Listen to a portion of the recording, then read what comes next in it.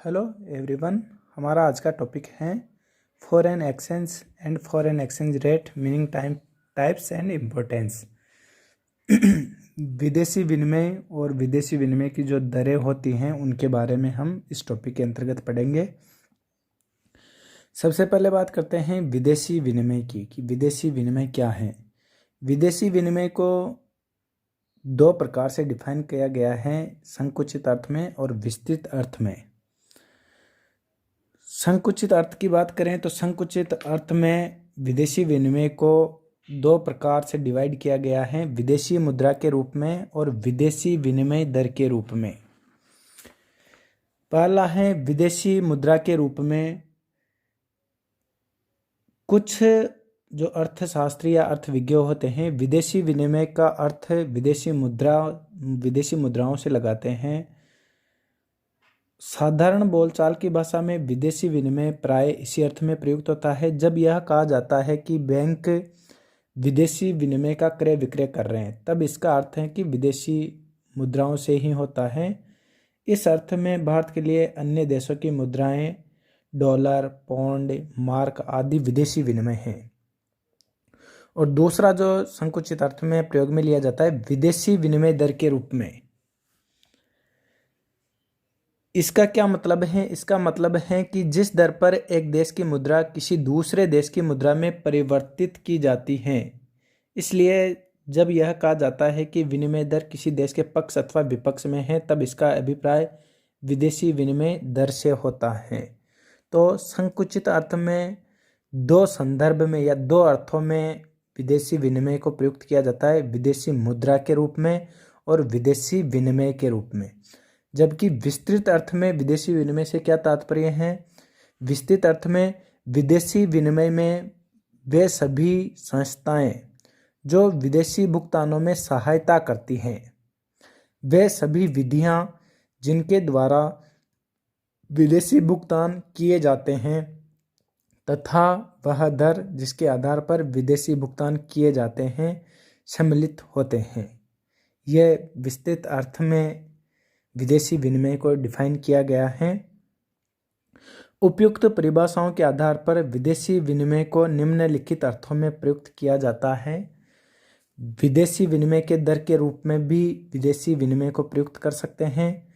विदेशी विनिमय दर निर्धारण के सिद्धांत के रूप में भी प्रयुक्त किया जा सकता है। विदेशी विनिमय कोष के रूप में प्रयुक्त कर सकते हैं। और चौथा विदेशी विनिमय प्रणाली के रूप में, यानी विदेशी विनिमय भुगतान किस प्रकार संपन्न किए जाते हैं। यानी चार अर्थों में विदेशी विनिमय को प्रयुक्त किया जा सकता है। अब बात करें विदेशी विनिमय की समस्या के कारण। अंतर्राष्ट्रीय व्यापार की सबसे बड़ी समस्या विदेशी विनिमय से संबंधित हैं और इन समस्या के क्या क्या कारण हैं। पहला कारण है विभिन्न मुद्राएं।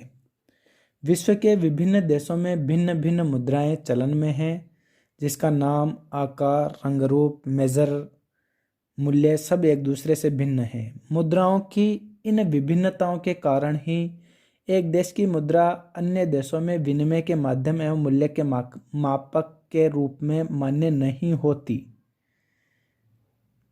इनकी निर्गमन व्यवस्था भी अलग अलग सिद्धांतों एवं विधियों पर आधारित होती हैं। तो पहला ये कारण है विदेशी विनिमय का कि जो विभिन्न देशों की जो मुद्राएं हैं वह अलग अलग होती हैं।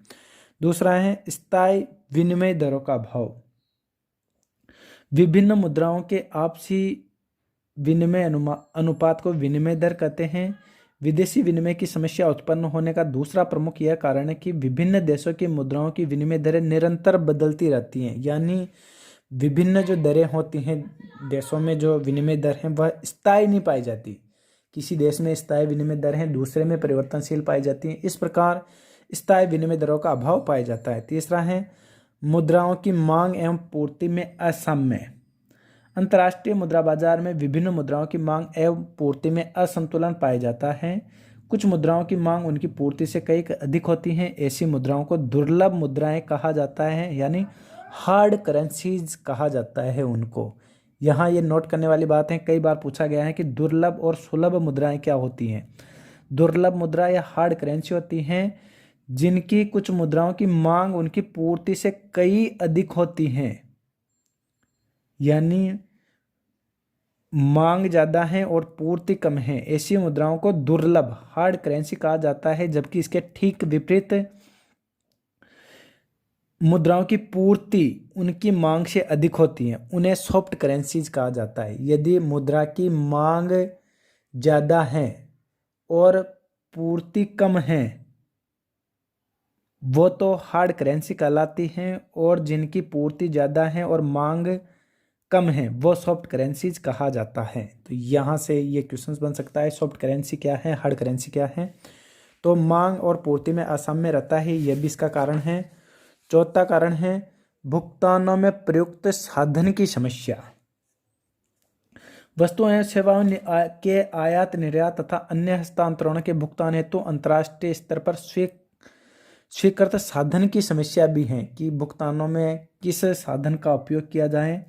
एक देश दूसरे देश की सुलभ मुद्रा को भुगतान में स्वीकार नहीं करता, यानी कौन सी मुद्रा में भुगतान किया जाए इसकी भी प्रॉब्लम्स बनी रहती हैं। पांचवा पॉइंट है भुगतान हस्तांतरण की समस्या, problems of transfer of payment. विदेशी विनिमय भुगतान के साधन के रूप में प्रयुक्त किए जाने के कारण सरकारी नियंत्रण के अधीन होता है, अतः इसकी व्यवस्था करने में अनेक औपचारिकताएं एवं जटिलताएं होती हैं। यद्यपि बैंकों के माध्यम से भुगतानों का हस्तांतरण किया जाता है, फिर भी इसमें अनेक समस्याएं एवं जोखिमें बनी रहती हैं। ये विदेशी विनिमय की जो समस्या के कारण थे, ये उनके बिंदु हैं। अब बात करते हैं विदेशी विनिमय दर क्या होती है, फॉरेन एक्सचेंज रेट क्या होती है। सबसे पहले हमने विदेशी विनिमय का मतलब देखा, फिर उसके विदेशी विनिमय के कारण देखे समस्या के। अब बात करते हैं फॉरेन एक्सचेंज रेट क्या होती हैं। जिस दर पर एक देश की मुद्रा दूसरे देश की मुद्रा में परिवर्तित की जाती है उसे ही विनिमय दर कहते हैं। विदेशी विनिमय दर को दो प्रकार से व्यक्त किया जा सकता है, प्रत्यक्ष विनिमय दर और परोक्ष या अप्रत्यक्ष विनिमय दर। प्रत्यक्ष विनिमय दर से क्या तात्पर्य है, जब स्वदेशी मुद्रा की एक इकाई के बदले में अन्य देशों की मुद्रा इकाइयों को व्यक्त किया जाता है तो ऐसी विनिमय दर प्रत्यक्ष विनिमय दर कहलाती है। उदाहरण के लिए जैसे भारत का 1 रुपया अमेरिका के 3 सेंट के बराबर अथवा भारत का 1 रुपया इंग्लैंड के 4 पेंस के बराबर है, तो ये प्रत्यक्ष विनिमय दर है, यानी आप स्थानीय मुद्रा को दूसरी मुद्रा के साथ कंपैरिजन कर रहे हो। दूसरा है परोक्ष या अप्रत्यक्ष विनिमय दर, जब किसी विदेशी मुद्रा की एक इकाई के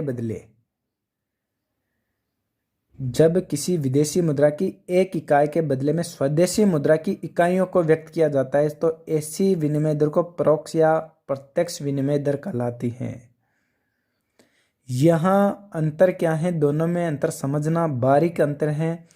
प्रत्यक्ष विनिमय दर में तो क्या होता है, प्रत्यक्ष विनिमय दर में स्वदेशी मुद्रा की एक इकाई के बदले अन्य देशों की मुद्रा इकाइयों को व्यक्त किया जाता है। जैसे अपने उदाहरण में देखा, भारत का 1 रुपया है, यानी भारत के रुपए की 1 यूनिट है, 1 इकाई है, उसके बदले विदेशों की मुद्रा इकाइयों, जैसे हमने उदाहरण में लिया कि भारत का 1 रुपया और इंग्लैंड के 4 पेंस के बराबर है, यानी भारत की 1 इकाई और विदेशी मुद्रा की 4 इकाइयों 4 पेंस को व्यक्त किया जाता है, तो ऐसी तो प्रत्यक्ष विनिमय दर कहलाती हैं।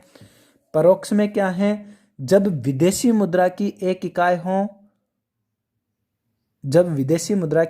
इकाई के बदले स्वदेशी मुद्रा की इकाइयों को व्यक्त किया जाता है। जैसे उदाहरण में हम देखें कि 1 अमेरिकी डॉलर के बराबर भारत 48 रुपये के बराबर है, तो ये परोक्ष विनिमय दर कहलाती है। डिफरेंट समझ में आ गया होगा।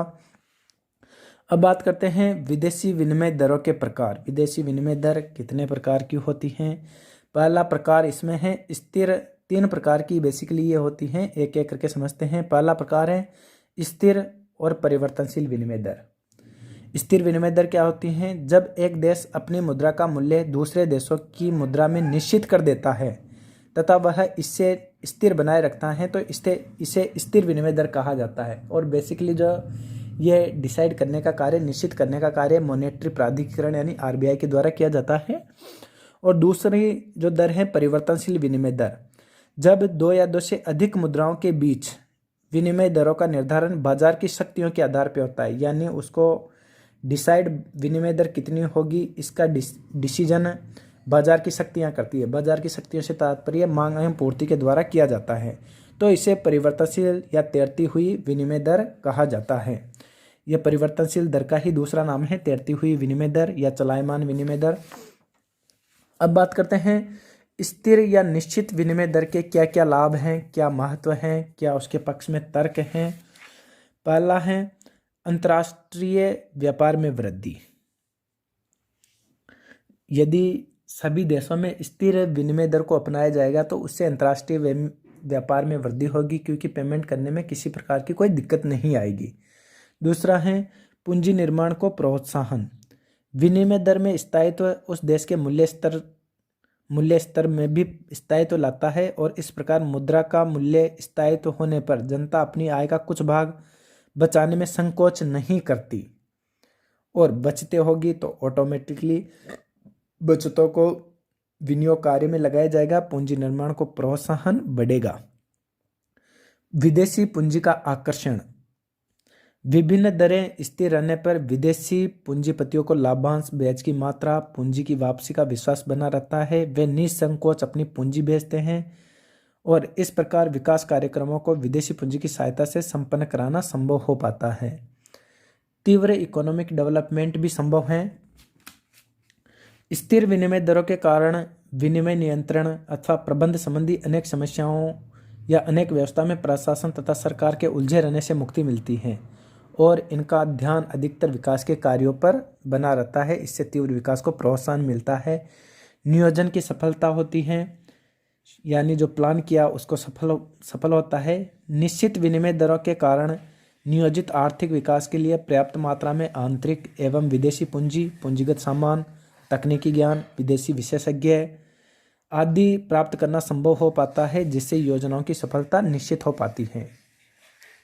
भुगतान संतुलन को बनाए रखने में भी सहायक है स्थिर विनिमय दर। निश्चित विनिमय दरों के कारण विदेशी पूंजी आकर्षित होती हैं, औद्योगिक विकास संभव हो पाता है, रोजगार में वृद्धि हो पाती है, मूल्यों में स्थायित्व आता है, मुद्रास्फीति की समस्या समाप्त हो जाती है। इस प्रकार देश में भुगतान संतुलन के विपरीत रहने की समस्या ऑटोमेटिकली खत्म हो जाती है। अंतर्राष्ट्रीय सहयोग में वृद्धि ऑटोमेटिकली, यदि स्थिर विनिमय दर है तो इससे अंतर्राष्ट्रीय सहयोग में, अंतर्राष्ट्रीय व्यापार में वृद्धि होगी, अंतर्राष्ट्रीय सहयोग में वृद्धि होगी। और भी कई कारण हैं, मुद्रा की विश्वसनीयता, सट्टे की प्रवृत्ति पर रोक। तो ये थे स्थिर विनिमय दर के लाभ। अब बात करते हैं स्थिर विनिमय दर के दोष क्या क्या हैं, कठिनाइयाँ क्या क्या हैं। पहला है प्रतिबंधित एवं नियंत्रित प्रबंध व्यवस्था। विनिमय दरों के स्थायित्व को बनाए रखने के लिए अनेक प्रतिबंध तथा नियंत्रण लगाना होता है। फ्रीज मेजलब के अनुसार विनिमय दर की स्थिरता बनाए रखने के लिए निम्न शर्तों का पालन आवश्यक है। स्थिरीकरण की कार्यवाही की जाती है, घरेलू मुद्रा की मात्रा में परिवर्तन, और तीसरा विनिमय नियंत्रण। ये 3 शर्तों का पालन करना आवश्यक होता है। दूसरा इसमें बताया है व्यापक प्रतिबंध। विनिमय दरों की स्थिरता बनाए रखने के लिए केवल विदेशी विनिमय एवं भुगतानों पर ही नियंत्रण लगाना काफी नहीं है। इनके साथ साथ उद्योग, बैंकिंग, व्यवसाय, विदेशी व्यापार, बीमा आदि क्षेत्रों पर भी प्रतिबंध लगाना आवश्यक हो जाता है। इन विभिन्न नियंत्रणों के कारण ही भ्रष्टाचार व अनैतिक कार्यों को प्रोत्साहन मिलता है तथा ये अंतर्राष्ट्रीय व्यापार में अनेक बाधाएं डालते हैं। तीसरा इसके विपक्ष में तर्क हैं राष्ट्रीय हितों की अवहेलना। विनिमय दर की स्थिरता को बनाए रखने के लिए अनेक बार राष्ट्रीय हितों की भी उपेक्षा की जाती है, और इससे देश के औद्योगिक विकास को ठेस पहुंचती है। चौथा है आर्थिक विकास में बाधा। यदि स्थिर है विनिमय दर को तो इसको आर्थिक विकास में बाधा माना गया है। पूर्ण रोजगार में बाधक। विकास की गति यदि धीमी हो जाएगी, आर्थिक विकास ऑटोमेटिकली कम होगा, तो पूर्ण रोजगार नहीं मिल पाएगा। अवमूल्यन की बाध्यता एवं भय हमेशा बना रहता है। विनिमय दरों की स्थिरता बनाए रखने के लिए अनेक बार अपनी मुद्रा का मूल्य कम करने को बाध्य होना पड़ता है, यानी अवमूल्यन की स्थिति का सामना करना पड़ता है। और लास्ट है मौद्रिक नीति की सफलता में संदेह है। देश का केंद्रीय बैंक मुद्रा के मूल्यों के उतार चढ़ाव को रोकने के लिए जो मौद्रिक नीति अपनाता रहता है, स्थिर विनिमय दरों के कारण वे नीतियां असफल हो जाती हैं। विदेशी मुद्रा के क्रय के लिए खुले बाजार की क्रियाओं संबंधी नीति स्थिर विनिमय दरों के कारण असफल हो जाती है। यानी यदि स्थिर को अपनाते हैं तो फिर मौद्रिक नीति सफल हो नहीं हो, इस पर थोड़ा संदेह आ जाता है। तो ये स्थिर जो विनिमय दर हैं इसको अपनाने के दोष हैं। कल हम दूसरा इसका रूप है जो परिवर्तनशील विनिमय दर हैं वो कल पढ़ेंगे। धन्यवाद।